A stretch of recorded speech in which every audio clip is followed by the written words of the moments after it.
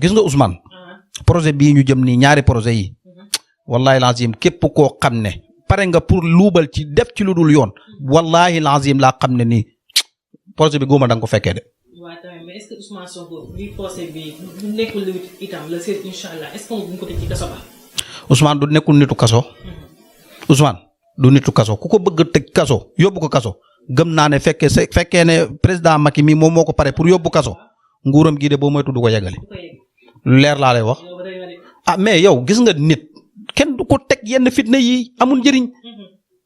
yàlla moo jàmmal nit ñi boo ko naree xañ nit ki jàmm yàlla moo lay effacé.